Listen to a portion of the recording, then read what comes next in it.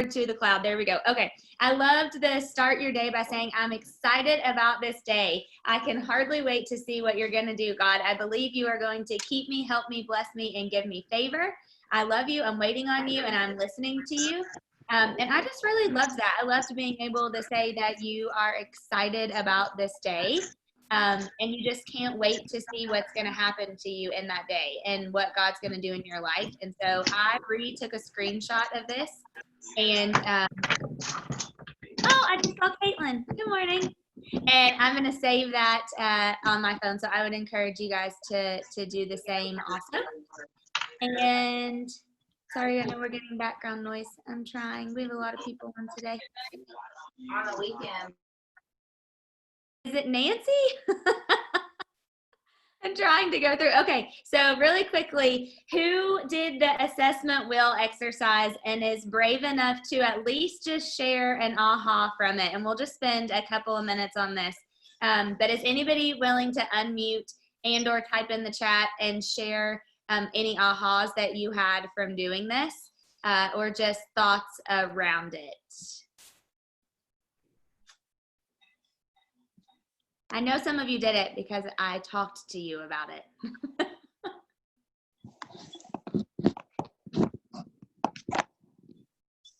Okay, let me go to the chat. Okay, hold on. Let's see. Yes, okay, Abby. Definitely not the money person in our family. That is a big aha that I think that's one of the very first things that most people have ahas or clarity around is the money and finances. Always, every single time when I talk to people, that's one of their first ones. Oh, yep, Teresa, same, need to work on finances. Yep. And then Jody realized I need to think of every day as an adventure. Same with money. Yes, money is always a big one. Okay. Yes, Tracy, I just saw yours and it's in the Facebook group in the files. So thank you for being here for your first time. And then you can go and do this in the files. So here's the one thing I'll share really quickly on this that I had. I've done this several times now, and it changes every single time drastically. I actually went back and found one that I had, I think it was 6 years ago. It was a different one. It was a Tony Robbins one, but it was very similar to this. And it was very different. I felt then I was super high in like my health and just being I was working out every day. My health was really, really high. And now that is not as high. That's when I really want to get back to. And it's just interesting to see how things have changed. Personal growth for me has changed dramatically. And I know a lot of you that I talk to personally one-on-one, family time has changed over the last few weeks. A lot of you felt like you scored higher in family time, I think probably during the quarantine than maybe you did before when you were focusing a little bit more on work. So I'm glad for you guys who did this. Save it, like put it in your journal, put it in your something that you keep with you all the time, your planner, your Bible, whatever, and be able to go back to this. And I would encourage you to kind of do this on a regular basis. And if you didn't get to do it, it is in the files on the closed Facebook group. And so I would definitely encourage you to do it because clarity is the biggest thing that we need. And when we get clarity on this stuff, then we can move towards it. So, okay, I want to get into today's lesson and I'm going to go kind of fast. So take some notes. So I shared with you this book and I know some of you ordered it because you text me. And honestly, this is one of my very favorite books. I've used this for years and I think it is so good. If you lead people, this is a great book to use. So it's called Where Will You Be 5 Years from Today? So 5 years is actually 260 weeks, 1,820 days, 2,620,800 minutes. So what will you do with it and what could you do with it? And I wanted to start by just reading to you a couple of the things in here. In 5 years, Columbus opened up a whole new world by discovering the Bahamas, Cuba, and North and South America. In just under 5 years, Michelangelo painted the Sistine Chapel. In less than 5 years, Shakespeare wrote Hamlet, King Lear, Macbeth, and 5 other immortal plays. In 1961, Julia Child graduated from cooking school with a quirky idea for a TV show. Only 4 years later, she won an Emmy as America's favorite TV chef. This is a crazy one. Fired from their home improvement jobs, Arthur Blank and Bernie Marcus created a business model called Home Depot and went public with their idea. Just 3 years after losing their jobs, their annual sales were $1 billion. And then this one is crazy to me. At age 30, Amazon founder Jeff Bezos was living in a 500 square foot apartment. 5 years later, his net worth was $10 billion from Amazon. So don't think that you can't accomplish a lot in 5 years because you can. And a lot of these other people have. So I want to work through a couple of these exercises and you guys can take notes. So the very first thing that they talk, well, it's not the very first thing, but it's one of the first things they talk about in this book that I love is identifying your top 5 values. And so I don't know about you, but I kind of struggle with this and I had a little bit of a hard time with this. And I love that in this book, they gave you questions that can help you identify what your values are and what's important to you. And so here are the questions, and I would really encourage you to write these down and just think about them. What are the 3 things that I like most and least about myself? And it's usually easier for us to name the 3 things we like least about ourselves first, but really think about it. What are the things that you like most about yourself? And then what are the things that you like least about yourself? The second one is, who is the happiest person you know? And the reason why this one is really important, and when you ask yourself this question, you will automatically have names that pop into your head. And I'm going to be honest, and you're going to laugh probably about this, but Pam Stanley is on this Zoom, and for years since I was in high school and I met her, she has always been one of the people who, when I ask this question, Pam, you always, I promise on Frankie, you're one of like the first faces that pops into my head because you are always so happy and you always radiate such joy. And that's always been such, honestly, really inspiration for me. I always think of you. So I want you to think of who are the happiest people that you know, and then what makes them that way. What are their attributes that make them that way? For Pam, I would assume, I think I would answer, or Pam, you can type in the chat, but I think it's her faith that keeps her that way. And then number 3, who are 2 people you like and respect most and why? And then think about why you do that, because they have values that may resonate with you. And then the last one is really think about, who are you? Who would you describe yourself as a person to other people maybe? And think about that. And so here's the other thing. Identifying your top 5 lifetime values is a shortcut to identifying your top goals in life. And whether those are personal goals or professional goals, family goals, they may be health goals, whatever that is. When you identify your values, you can identify what your goals are. And so I want to share with you a really quick story. And this is a really good friend of mine. I was talking to her on Friday of last week. And I was actually she's a coach of mine. And so I was talking to her about just a particular business situation I had going on and getting her advice. And totally in a coaching moment, but she shared a story with me about her that really resonated with me. And remember, and I say this all the time because this is one of the biggest lessons I've learned over the last couple of years, is we can never make people do something. We can only help them self-discover. And for any of you who've ever tried to make someone do something before, you know that doesn't really ever work, but you can help them self-discover. And the way people self-discover is through 3 things: questions, experiences, or stories. And so I loved that Terry shared this story with me. So I don't think she would care if I shared this. So she may even be on. So she said that she realized over the last several weeks that one of her core values is contribution, meaning she really likes to contribute to things, whether that's with her voice, whether that's financially, whether that's through coaching. She loves to be able to contribute. And so she said that through a program that she's involved in, she was feeling herself being frustrated when she wasn't getting to contribute, meaning they were talking about changing their vision of their company and doing different things and all those things. And her voice wasn't getting to be heard. She wasn't getting to contribute. And so she was feeling frustrated. And she said that then she remembered that one of her top values is contribution. She just likes to be able to contribute. And when she's not able to contribute, she kind of retreats back. And so I thought that's such a good story to think about. What are those values that are important to you, that you feel like you really at your core, those are your values. And so when she shared that story, it made me think. So I want to read to you. Oh, that's weird. Those went backwards. Okay, I want to read to you a couple of things really fast from this book, and I just thought that these were great. The first one is called, Do You Know How Amazing You Truly Are? These are kind of crazy, so listen to this story. There's never been another you. You are a once-in-all history event. You are new to nature. You are one of a kind. Therefore, no one can really predict what heights you might soar. Even you will not know until you spread your wings. You will not be able to see your undeveloped potential, but it's there. It's enormous. And so you have four things. The amazing you consists of, one, your amazing instincts.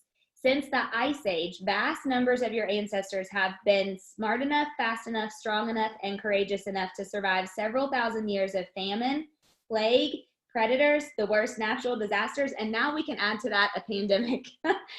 Though you may think of yourself as merely average, you're actually the latest in a long line of human success stories, and the hidden strengths that you've inherited are no doubt trying their best to emerge. So let them out. The human mind is the fastest working, coolest running, most compact and efficient computer ever produced in large quantities by unskilled labor. That's a Bob Mowat, I don't know who that is, quote, but I thought that was great. The second thing is you have an amazing mind. The average human brain, some of you may have known this. I know some of you that are nurses that are on this Zoom, so you probably knew this, but the average human brain weighs about 2.5 to 3 pounds. It's made up of 30 billion cells called neurons. Each neuron is capable of handling approximately 1 million bits of information.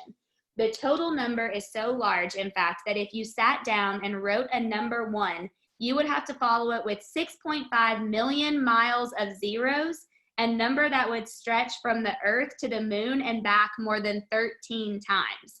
Like, that's crazy. I was like, man, our brains, our minds, I had no clue of that.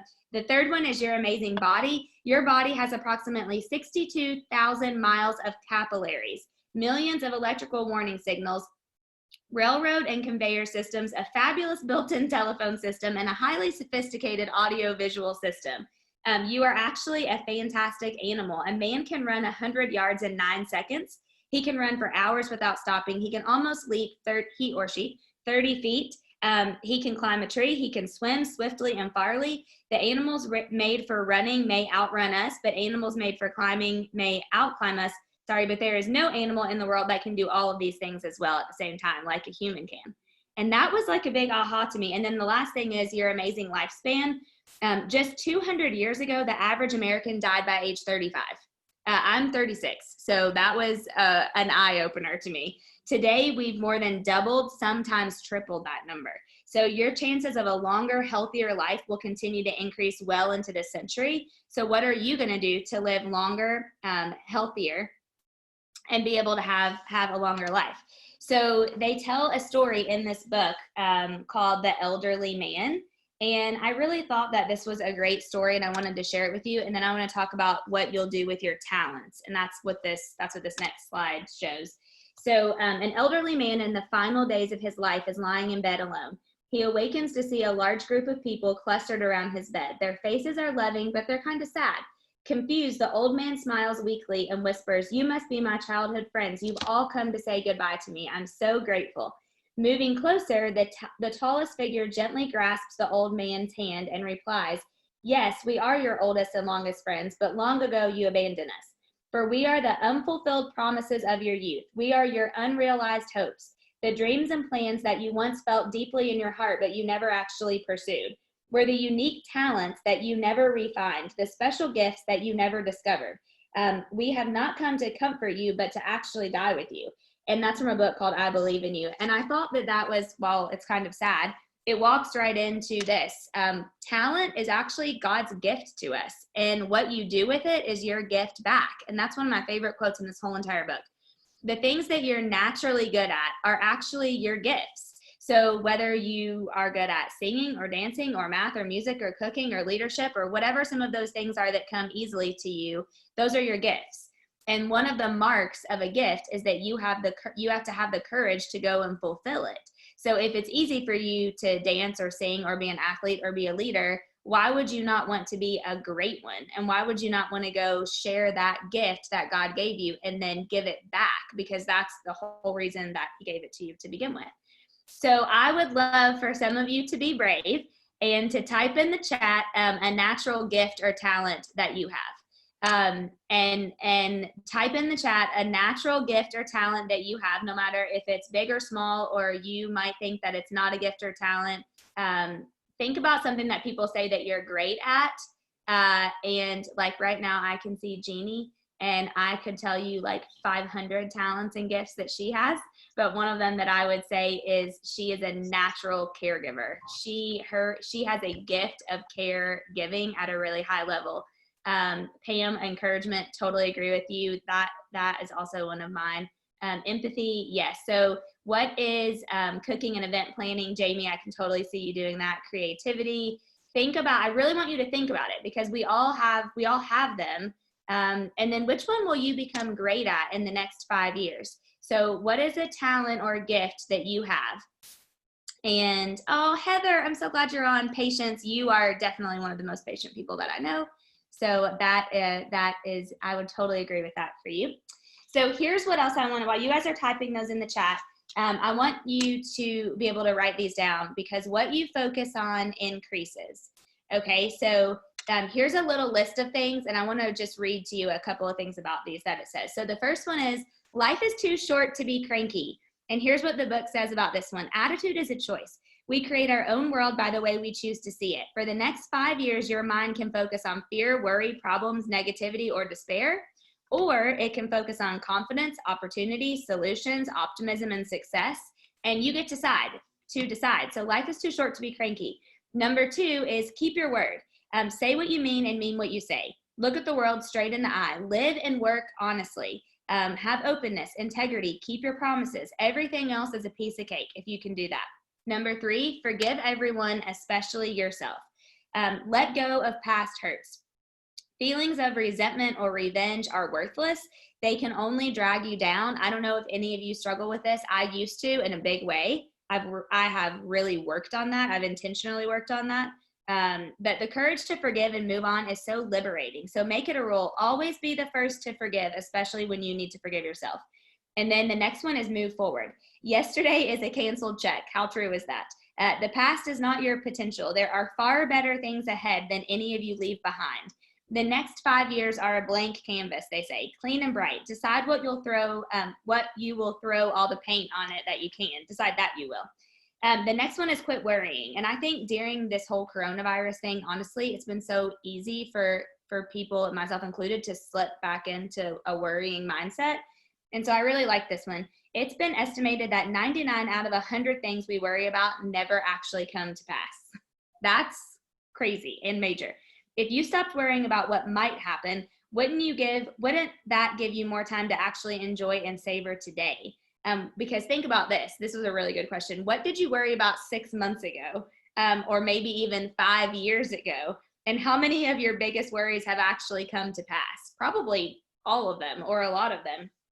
The next one is be grateful. Stop and view your life through the eyes of the other 6 billion people on earth. Literally hundreds of millions of people would gladly trade places with you right now. So, and they would be ecstatic to do so. So be grateful for what you have. And then the last one is, it's the little things. Thinking small is an art, and it's actually the art of living. The happiness of life is made up of little things: a smile, a helping hand, a caring heart, a handwritten note card, which is why I keep wanting to encourage you guys to do that. A word of praise, a moment of shared laughter. We are most alive in these moments. So savor them all. And I thought that those were just really good. So maybe think about which one of those speaks to you the most, because usually one of them will. I don't know why these are popping out of sort today. Sorry, guys. So the last one quickly, let me just go to the chat really fast. Yes, Stephanie Kellerman, you're good at connecting with others. Yeah, you connected me with something that changed my life. So I'm always grateful to you for that. Do small things with great love. I love that, Teresa. Stop apologizing for things that are not your fault. That's a big one for me. Yes, Amber, big time.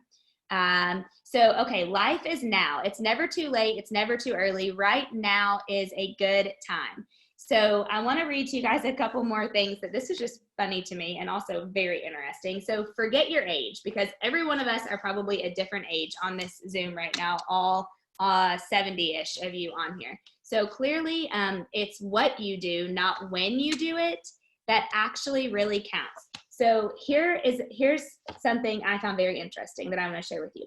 At age 7, Mozart wrote his first symphony. At age 14, country singer LeAnn Rimes won her first 2 Grammy Awards. At age 16, swimmer Shane Gold, I think is how you say it, won 3 Olympic gold medals. At age 17, Joan of Arc led an army in defense of France. At age 20, Debbie Fields founded Mrs. Fields Cookie Company. At age 21, Fred DeLuca co-founded Subway with just $1,000 in his bank account. At age 43, John F. Kennedy ran for U.S. presidency and won. At age 45, boxer George Foreman regained the heavyweight championship of the world. At age 46, Jack Nicklaus won his 6th Masters tournament. At age 54, jockey Willie Shoemaker won the Kentucky Derby. At age 57, Ray Kroc founded McDonald's. At age 62, Colonel Sanders devoted himself to Kentucky Fried Chicken. At age 62. At age 78, Grandma Moses started painting and was still participating in one-woman art shows well into her late 90s. At 83, architect Frank Lloyd Wright, some of you have seen his homes, I'm obsessed with them, was asked which of his masterpieces was the best, and his answer was my next one. At age 84, Titan painted the famous allegory of the Battle of Lepanto. Some of you art people may know what that is, and I totally might have butchered the name of it. At age 86, Ruth Rothbarb ran the Boston Marathon in just over 5 hours. You lose a lot of speed between 80 and 86 years old, she joked. And then on his 104th birthday, Cal Evans was interviewed by a Denver reporter. Have you lived in Denver all your life? Asked the reporter. Cal laughed and replied, not yet, son. So I share that with you because whether you are 5 or 105, you have a lifetime ahead of you. So renew your dreams. Think about what you're passionate about. What's something that you've always wanted to do, but you haven't done it? And right now is a great time to do that. And I love this quote by Mel Brooks in this book. Never retire. Do what you do and keep doing it, but don't do it on Friday. Take Friday off. Friday, Saturday, Sunday. Go fishing, cook, do whatever. Be with your family. Then from Monday to Thursday, do what you've been doing all your life. My point is live fully and don't regret. And that is actually on my list that I really want to accomplish in the next 5 years is I want to work Monday through Thursday, and I don't necessarily want to do anything on Friday, Saturday, or Sunday. So here's your homework. This book's $14, and I would encourage you to get on Amazon. We'll post the link and order Where Will You Be 5 Years From Today. And honestly, if you have kids, this is such a good book that you can go through with your kids. Whether they're little or whether they're older kids, if you have grown kids, this is such a great book to go through with them. Keep sending your handwritten note cards to people in your world, and then add someone to the closed Facebook group. I think we're almost at 700. We might have hit 700. And then the last thing is don't let people's compliments get to your head, and don't let their criticism get to your heart.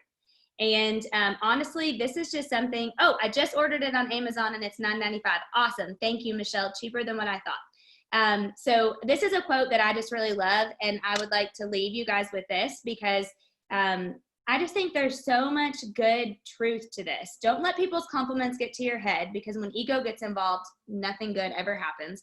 But then don't let their criticism get to your heart either. And sometimes it's not as easy to not listen when you hear criticism. Maybe when you're doing something, or maybe it's even from a family member or from a friend, or it can be from a total stranger. But don't let people's criticism get to your heart, but then also don't let their compliments get to your head. And I just think this is such a great way to live. And man, 9:30 on the dot, and I felt like I didn't take a breath. So sorry if I went really fast, but I couldn't decide what not to share. I just wanted to share it all today. So anyway, I hope you got inspired. I want to be respectful of your time. We'll post everything in the Facebook group. I just appreciate you guys for being on, because this fills up my week to get to see you guys, and also just to get to share. So anyway, thank you guys so much. Have a great rest of your week. Thank you, thank you, thank you. And we'll see you next Wednesday. Love you, Heather. Thanks for being on. Invite a friend, and see you guys next week.